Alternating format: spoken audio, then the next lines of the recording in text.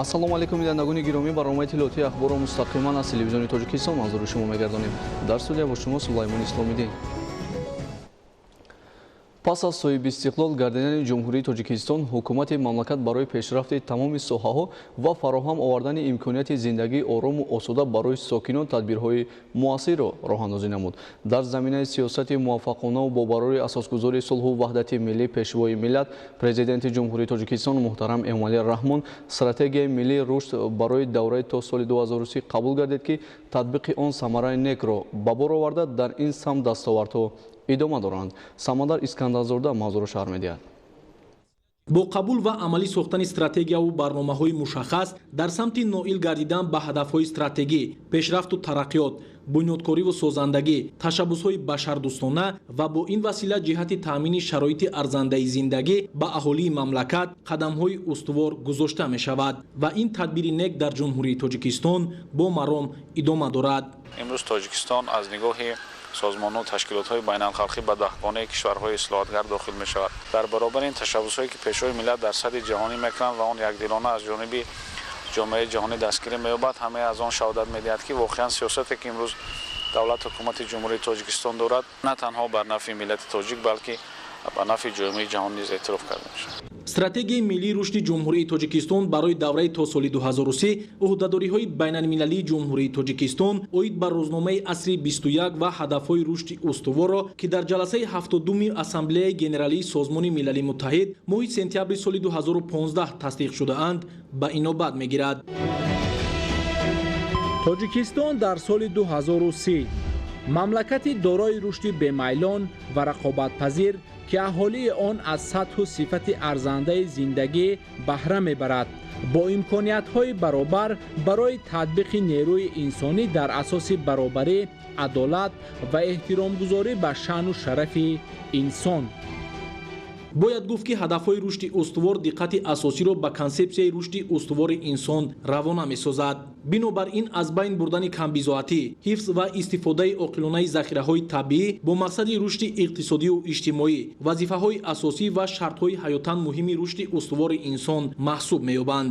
муайян кардани сарчашмаҳои асосии таъмини молиявии татбиқи стратегияи миллии рушд барои давраи то соли 2030 ин пеш аз ҳама ба он хотир аст, ки мо тавонем аз ҳисоби сарчашмаҳои дохилӣ стратегияи миллии худро татбиқ намоем ва коҳиш додани ҳиссаи шарикони рушд ва сармояи хориҷӣ дар татбиқи стратегияи берун аз он шаҳодат медиҳад, ки минбаъд яъне Тоҷикистон мехоҳад ба низоме гузарад, ки масалан ҳамон гардишҳои дохилие ки дар иқтисодие ки дар дохили иқтисоди миллии мо сурат мегирад, бояд пеш аз ҳама аз ҳисоби сарчашмаҳои дохилӣ таъмин карда шавад, на ин ки бо ҷалби сармояи хориҷа ва ё ин ки ҳаҷми маблағҳое ки барои татбиқи стратегияи мазкур муайян шудаанд бо назардошти ҳиссаи шарикони рушд имконият медиҳад, ки иқтисоди Тоҷикистон дар давраи то соли 2030 ба иқтисодоти пешрафта табдил ёбад ва модели рушди иқтисодӣ аз модели аграрии индустриалӣ ба индустриалии аграрӣ гузаронида шуда, аз рӯи сценарии рушди инноватсионӣ бояд Тоҷикистон то давраи соли 2030 ба иқтисодиёти инноватсионӣ гузарад. бояд гуфт, ки ин дуюмин стратегияи дарозмуддати рушди Тоҷикистон буда, ҷанбаҳои муҳими тамоми соҳаҳо аз ҷумла рушди нерӯи инсонӣ, рақобатпазирии бахши иқтисод бо сатҳу сифати баланд, саҳми саноат дар рушди маҷмӯи маҳсулоти дохилӣ, аз кишвари аграрӣ ба индустриалии аграрӣ табдил додани Тоҷикистон, қариб 3 баробар, яъне аз 17 то 45 миллиард киловатт-соат боло бурдани иқтидори энергетикии ҷумҳурӣ, маълумотнок кардани аҳолӣ, боло бурдани сатҳи дарозумрӣ, кам кардани шумораи фавти модару кӯдак, таъсиси ҷойҳои корӣ ва бо шуғл фаро гирифтани мардум, аз бунбасти коммуникатсионӣ баровардан ва ба кишвари транзитӣ табдил додани Тоҷикистон, ҳифзи амнияти озуқаворӣ ва дастрасии аҳолии мамлакат ба ғизои хушсифат, инчунин вусъатдиҳии шуғли пурмаҳсул, устувор нигоҳ доштани нишондиҳандаҳои рушди микро ва макро иқтисодии кишварро дар бар мегирад. Тоҷикистон дар соли 2030 дар чаҳорчӯби стратегия дар назар аст, ки ҳаҷми маҷмӯи маҳсулоти дохилӣ сари ҳар сокини мамлакат 2 маротиба зиёд шавад, истеҳсоли саноатӣ 4,5 баробар афзоиш ёбад, Тоҷикистон аз мамлакати аграрӣ ба саноати аграрӣ табдил ёбад. барои амалӣ гардидани ин ҳадафҳои олӣ дар Тоҷикистон тамоми имкониятҳо мавҷуданд. стратегияи миллии рушди ҷумҳурии тоҷикистон барои давраи то соли 2030 ки дар асоси принсипҳои мазкур бо ташаббуси бевоситаи роҳбарияти олии давлат ва ҳукумати мамлакат таҳия шудааст, роҳу равиши пешрафти тоҷикистони соҳибистиқлолро то соли 2030 муайян хоҳад кард ва тибқи он тоҷикистон аз кишвари рӯ ба рушд ба кишвари дар ҳоли рушд табдил хоҳад ёфт. Самандар Искандарзода, Зафари Қаюм, Ахбор. ба истиқболи ҷашни 30-солагии истиқлолияти давлатии ҷумҳурии тоҷикистон тадбирҳои бунёдкорӣ дар ноҳияи рӯшони вилояти мухтори кӯҳистони Бадахшон бо мароим ҷараён дорад. гузориши Тоҷинисои Файзуллобек аз ноҳияи Рӯшон. бо дастгириҳои пайвастаи асосгузори сулҳу ваҳдати миллӣ пешвои миллат президенти ҷумҳурии тоҷикистон муҳтарам Эмомалӣ Раҳмон маркази ноҳияи рӯшони вилояти мухтори кӯҳистони Бадахшон бо инфраструктури муосир ба яке аз маконҳои зебо ва тамошобоби кишвар мубаддал гардида корҳои созандагиву бунёдкорӣ дар ин гӯшаи кишвар ҷараёни тоза касб намуда истодааст. бо иқдоми хирадмандонаи роҳбарияти олии мамлакат дар маркази ноҳия дар соли 2018 сохтмони муассисаи таълимии мактаби рақами 9 ки аз 3 бино барои 640 хонанда иборат мебошад оғоз гардид. ҳоло бо харҷи 1 миллион 600 ҳазор сомонӣ маблағ бинои якум ботари муосир аз ҷониби сохтмончиёни маҳаллии ҷамъияти дорои масъулияташ маҳдуди Амир Ҳамза сохта шуда кор дар бинои дуюму сеюм вусъат бахшанда мебошад. бояд гуфт ки 90% корҳои бунёдӣ дар ин сохтмон ба анҷом расонида шуда корҳои андовакунӣ ва бомбпӯшкунии мактаб низ дар марҳилаи анҷомёбӣ қарор дорад. дар маркази ноҳия ҳамзамон сохтмони бинои дуошонаи шӯъбаи маорифи ноҳия бо маром ҷараён дорад. ин бино бо маблағгузории дирексияи сохтмони иншооти ҳукуматии дастгоҳи иҷроияи президенти ҷумҳурии тоҷикистон сохта мешавад. барои бунёди ин иншооти муҳим маблағи 1 миллион 800 ҳазор сомонӣ ихтисос дода шудааст ки 1 миллион 200 ҳазор сомонӣ аллакай аз худ карда шудааст. сохтмончиён дару тирезаҳои биноро васлу насб намуда корҳои андовакунӣ дар ошонаи дуюм ва рангуборкунии бино идома дорад. бо оғози корҳои сохтмонӣ дар шӯъбаи маорифи ноҳияи Рӯшон беш аз 15 нафар ҷавонони бекори ноҳия бо кор таъмин гардиданд. инчунин 90% корҳои сохтмонӣ дар бунёди филиали бонки давлатии амонатгузории Амонатбонк дар ноҳияи Рӯшон низ ба анҷом расонида шуда корҳои рангуборкунӣ ва васли тирезаҳо ҷараён дорад. тибқи иттилои мутахассисони бонк филиали бонки давлатии амонатгузории Амонатбонк дар ноҳияи Рӯшон иншооти кӯҳна буда ба стандартҳои байналмилалӣ мутобиқат надошт, вале бо бунёд гардидани бинои нави замонавӣ аз ҷониби ҳукумати ҷумҳурии Тоҷикистон кори кормандон беҳтар гардида хизматрасонӣ бо сифат ба мизоҷон пешниҳод хоҳад шуд. бо сохта мавриди баҳрабардорӣ қарор додани чунин инфраструктури муосир симои ноҳияи рӯшони вилояти мухтори кӯҳистони Бадахшон ба куллӣ тағйир ёфта барои беҳтар намудани сатҳи некуаҳволии мардум мусоидати хубе хоҳад гардид.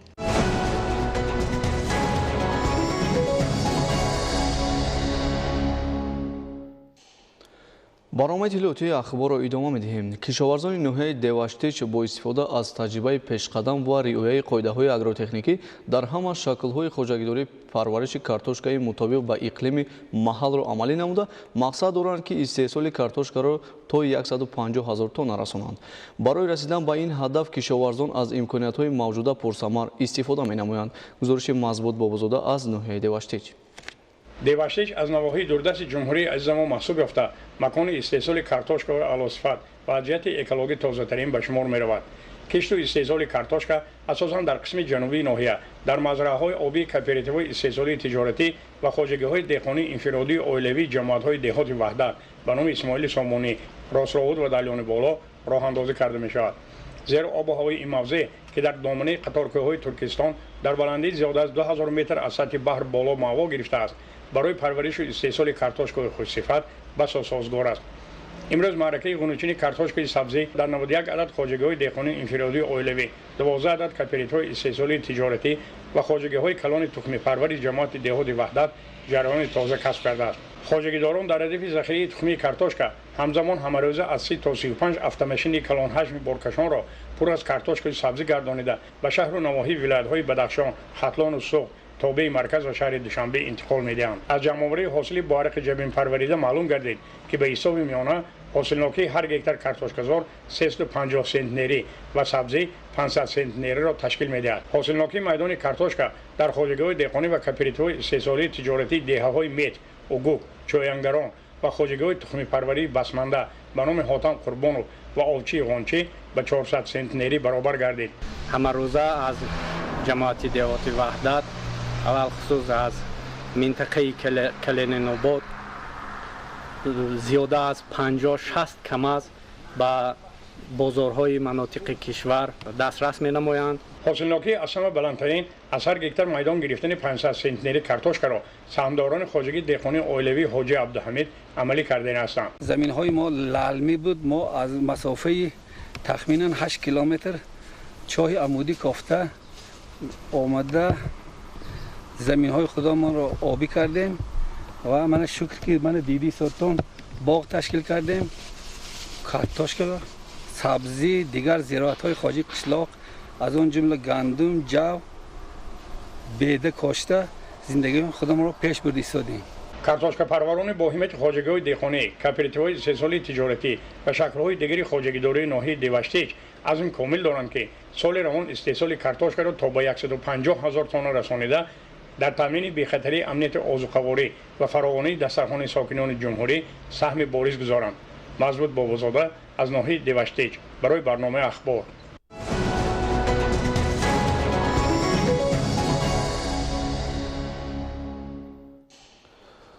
соли равон майдони кишти картошка дар ноҳияи рашт ба 1312 гектар расонида шуд ки нисбат ба соли гузашта 112 гектар зиёд мебошад. То имрӯз хоҷагидорон майдони беш аз 720 гектарро ҷамъоварӣ намуданд. гузориши Дигули Маҳмуд. заминҳои кишти ҷамоати деҳоти ҳиҷбораку аз калони ноҳияи рашт аз сатҳи бар дар баландии зиёда аз 2000 метр ҷойгир буда иқлиму шароити маҳал асосан барои картошкакорӣ мусоид мебошад. ин аст ки ҳамасола деҳқонон аз навъҳои тухми хусифати картошкаи ватанӣ истифода мебаранд то ҳосилнокӣ афзояд. имрӯзҳо рафти ҷамъоварии майдони қитъаҳои картошказори хоҷагиҳо шаҳодати меҳнати бобаракати деҳқонон буда ҳосилнокӣ аз ҳар як гектар дар қиёс ба соли гузашта хеле ҳам зиёд мебошад. соли гузашта 20 сотиқ шумдагӣ будем ҳамин зиминда қариб 500 сентнер ҳосил гирифтем. имсол ҳам бошад хеле соли нисбати соли гузашта хубтар аст. мо бисёртар ҳамин картошкаи дурустпалака истифода мебарем. дар минтақаи мо беҳтар ҳамин ҳосили хуб медиҳад. рушди соҳаи картошкакорӣ дар ноҳияи Кӯҳистон яке аз роҳҳои таъмини бозорҳои кишварамон бо маҳсулоти худӣ ба шумор рафта.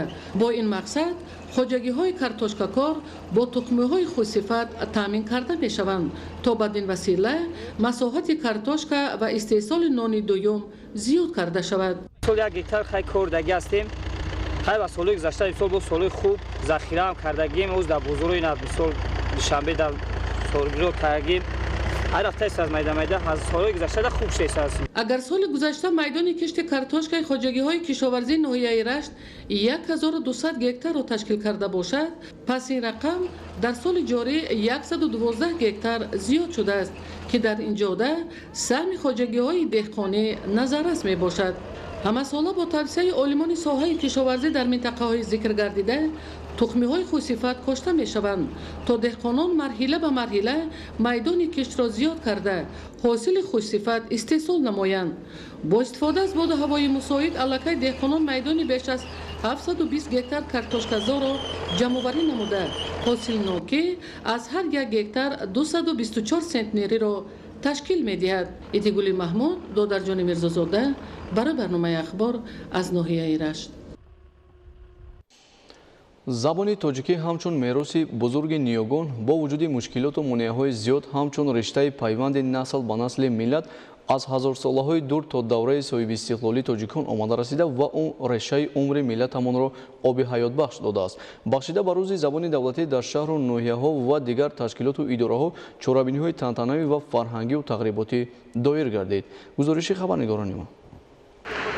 рӯзи забони давлатӣ дар қасри фарҳанги шаҳри Кӯло бо ҳисси ифтихор аз забон ва фарҳанги бою пурғановати миллати тоҷик дар сатҳи баланду хотирмон таҷлил карда шуд. зимни баромадҳо қайд гардид ки истиқбол аз рӯзи забони давлатӣ ин қадршиносӣ аз муқаддасоти миллӣ маҳсуб ёфта арҷгузорӣ ба фарҳанги пурғановати миллӣ мебошад. асосгузори сулҳу ваҳдати миллӣ пешвои миллат президенти ҷумҳурии Тоҷикистон муҳтарам Эмомалӣ Раҳмон роҷеъ ба мақом ва ҷойгоҳи ин рукни муҳими давлатдорӣ чунин гуфтаанд: имрӯз забони тоҷикӣ ба ҳайзи забони миллӣ ва давлатӣ дар мақоми забони сиёсат, илму фарҳанг, қонунгузорӣ, равобити дипломатӣ, тиҷорат ва дигар воситаҳои иртибот қарор дорад. муҳимтарин аз ҳама имрӯз забони давлатӣ дар кишвари азизамон ба рамзи ҳамбастагӣ ва иттиҳоди воқеии тамоми сокинони Тоҷикистон мубаддал гардида аст. маврид ба зикр аст ки забони тоҷикӣ ба ҳайси муҳимтарин рукни муқаддасоти миллӣ ва ёдгории маънавии халқи тоҷик дар тӯли таърихи суфтаву устувор гардида, ҳамчун оинаи сарнавишти мардуми фарҳанговари мо инъикоскунандаи гузаштаи бою рангини халқамон мебошад. маҳз тавассути осори арзишманду нотакрори бузургони илму адаби тоҷик забони тоҷикӣ асолати худро эмин нигоҳ дошта шевои пурғановат боқӣ мондааст. забони миллӣ оинаи пурҷилӯи таърих, ҷаҳони маънавӣ ва хираду маърифати ҳар як халқу миллат ба шумор меравад. гузашта аз ин дар фарҳангу тамаддуни халқи миллатҳо аз ҷумла мо тоҷикон забони модарӣ зербинои ҳуввияти миллӣ ва омили аслии ҳифзи он мебошад. забони модарии мо забони ширину шеву ва шоиронаи тоҷикӣ ки донишу маърифати дар тӯли ҳазорсолаҳо андӯхтаи мардумро дар худ нигоҳ доштааст. гӯётарин далели ҳастӣ ва мақоми ҳаётбахши он дар сарнавишти таърихи миллати мо ба ҳисоб меравад. боис ифтихор аст ки ҳоло дар шаҳру деҳоти Кӯлоб нисбати рушди забони тоҷикӣ корҳои зиёде ба сомон расонида шудааст ки дар кори тарғиби он ҳиссаи олимону шоирон, устодони донишгоҳу донишкада, коллеҷҳо, омӯзгорону аҳли зиё хеле калон аст. имрӯз кӯчаву хиёбонҳои шаҳри азизамонро навиштаҷотҳо ба забони ширини тоҷикӣ ором медиҳанд. оламиён моро бо ин забони ноб шинохтаанд ва онро ҳамчун ширинтарин забон, забони аҳли башар эътироф кардаанд. аз ин ро моро зарур аст ки онро ҳамчун шири модар гиромӣ дорем ва аз ҳама газандҳо эмин нигоҳ дорем. ҳамин гуна ҳамоиш бо иштироки васеъи омӯзгорону донишҷӯёни донишгоҳи давлатии Кӯлоб ба номи Абдуллоҳи Рӯдакӣ дар толори донишгоҳ баргузор карда шуд. ноиби аввали ректори донишгоҳ ва олимони соҳа оид ба забони тоҷикӣ ва давраҳои гуногуни ташаккули он дар тӯли асрҳо сухан гуфтанд.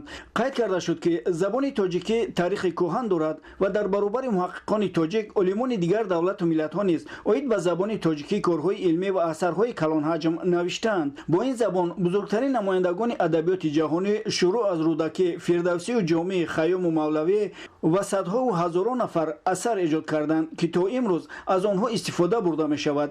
дар идомаи ҳамоиш донишҷӯён шеърҳо дар бораи забони тоҷикӣ ва омӯзгор қироат карданд.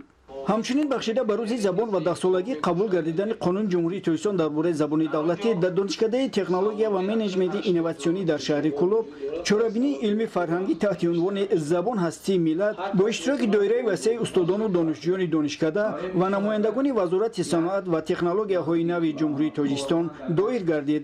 дар чорабинӣ омӯзгорон аз рӯи мавзӯъҳои мухталиф вобаста ба забони тоҷикӣ бо мавзӯъҳои илмӣ баромад намуда паҳлӯҳои гуногуни масъаларо мавриди баррасӣ қарор доданд. ҳозирин дар бораи таърихи инкишофи забони тоҷикӣ, саҳми он дар рушди инкишофи фарҳанги ҷаҳонӣ, саҳми асосгузори сулҳу ваҳдати миллӣ, пешвои миллат президенти ҷумҳурии Тоҷикистон муҳтарам Эмомалӣ Раҳмон дар таҳким, ҳифз ва гиромидошти забони тоҷикӣ сухан гуфта, дар тоза ва биолоиш нигоҳ доштани забони шоиронаи тоҷикӣ ибрози ақида намуданд ва тарбияи насли наврасу ҷавони кишварро дар арз гузоштан ба ин муқаддасоти миллӣ яке аз вазифаҳои муҳими соҳаи маориф арзёбӣ намуданд.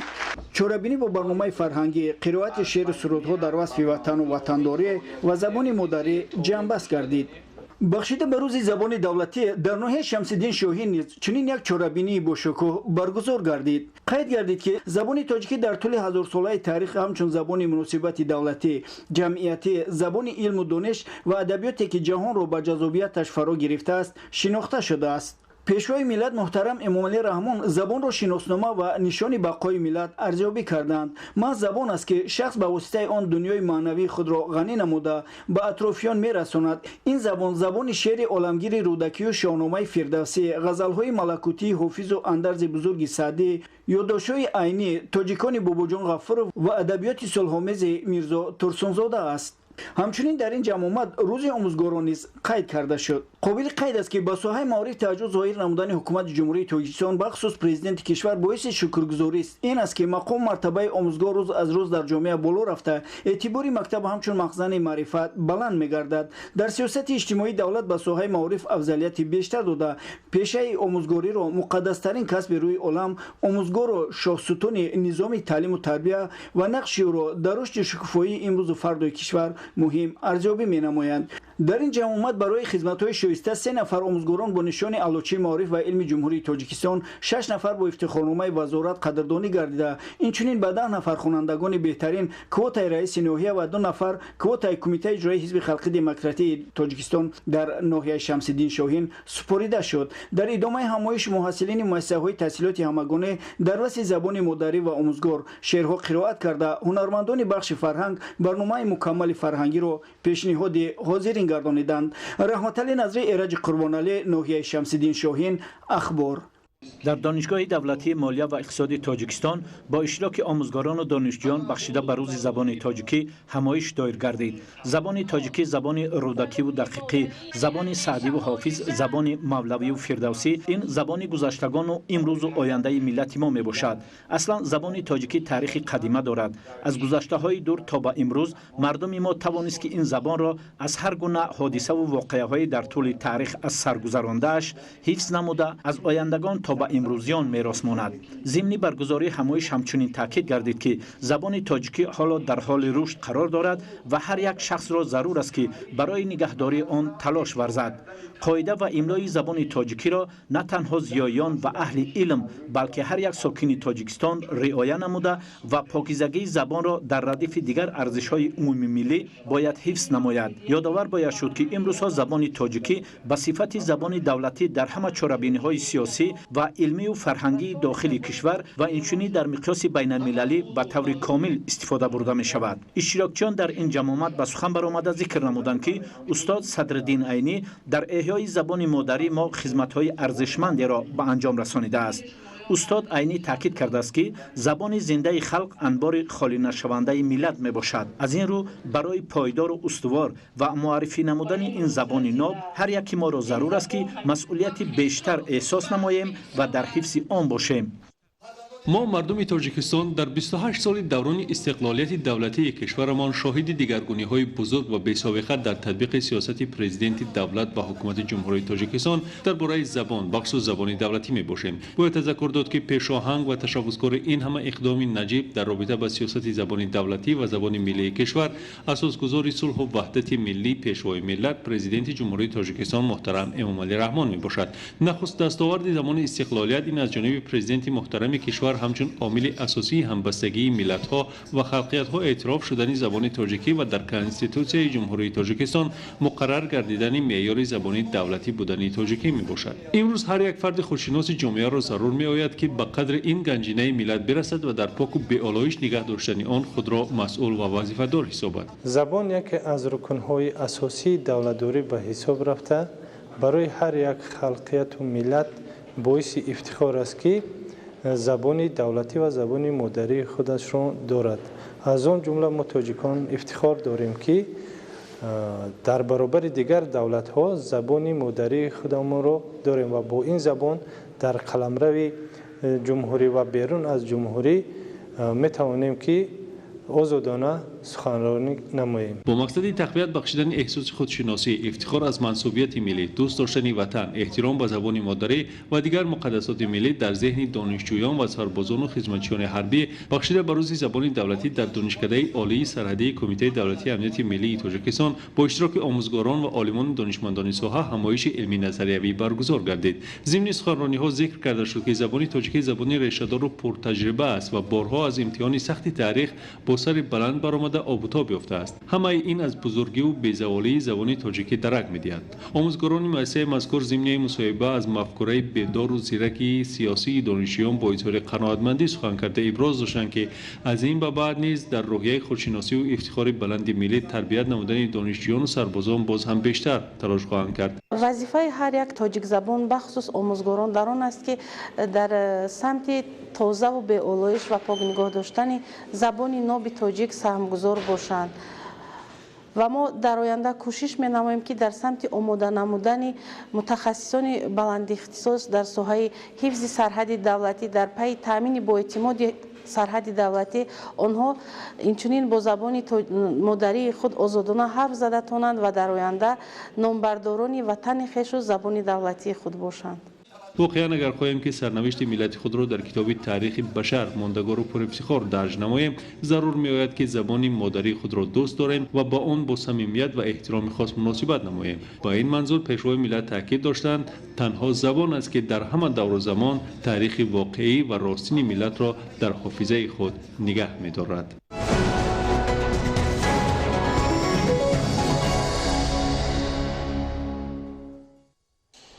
идомаи ахбор бо мақсади пешгирӣ аз ҳодисаҳои нохуши роҳу нақлиёт аз ҷониби раёсати бозрасии давлатии автомобилӣ дар шаҳри душанбе байни ронандагон ва дигар иштирокчиёни ҳаракат дар роҳ чорабиниҳои мақсаднок гузаронида мешавад. дар доираи чунин як тадбир қоидавайронкуниҳо аз ҷониби ронандагон махсус дар ҷойҳои мамнӯъ нигоҳ доштани воситаҳои нақлиёт ба қайд гирифта шуд. гузориши ҳамкорони мо.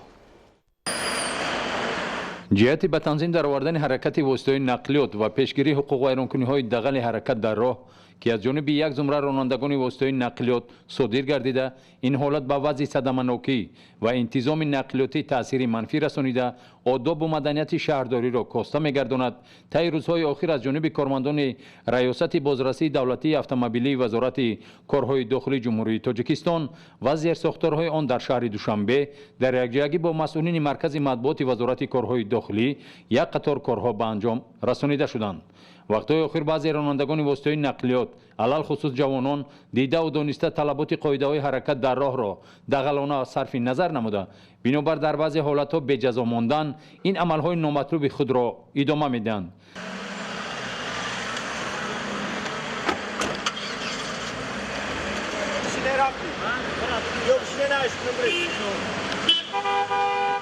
дар қатори дуюм буд аз ронанда ҳуҷҷат талаб кардем, барам ронанда ҳуҷҷат надорад.